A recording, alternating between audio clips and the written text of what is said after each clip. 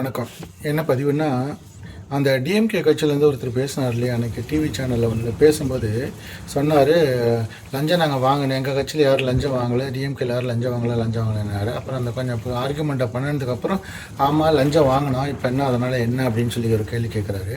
அதுக்கப்புறம் லஞ்சம் வாங்கினது தப்பு இல்லையான்னு கேட்கும்போது, லஞ்சம் வாங்கினது தப்பு இல்லைன்னா நீ கொடுத்தோன்னு பிடிச்சி என்கொயரி பண்ணி பிடிச்சி ஃபஸ்ட்டு உள்ளே போடு, அதுக்கப்புறம் நம்மளை பேசிக்கலாம், நம்ம விஷயத்தை அப்புறம் பேசிக்கலாம் அப்படின்னு சொல்லி பேசுனீங்கல்ல, அது கரெக்டாக நீங்கள் பேசுகிறது. ஏன் சார், லஞ்சம் வாங்குறதே தப்பு, அதில் வந்து கொடுத்தோன்னு ஃபஸ்ட்டு உள்ளே பிடிச்சி போடு, அதுக்கப்புறம் நாங்கள் அப்புறம் எங்களை உள்ளே பிடிச்சி போடணும் கூட சொல்ல, அதுக்கப்புறம் எங்களுக்கு உட்காந்து பேசலாம் அப்படிங்கிறீங்க. அது எப்படி? அது அந்த ஆள் வந்து ஒவ்வொருத்தரும் பிஸ்னஸ் மேன் ஆகட்டும், தொழில் தொடங்குறோம் யாரோ ஒருத்தர் ஆகட்டும், கையில் நிறையா பணம் இருக்குது சார், நீங்கள் கொஞ்சம் கட்சி செலவுக்கு வச்சுக்கோங்கன்னு எல்லாம் தொழில் பண்ணுற அவங்களுக்கெல்லாம் அவங்கள கொண்டு வந்து கொடுக்குறாங்க. தொழில் எவ்வளோ கஷ்டப்பட்டு ஒவ்வொரு பிஸ்னஸும் பண்ணிகிட்ருக்காங்க. நீங்கள் என்னமோ அசால்ட்டாக சொல்கிறீங்க.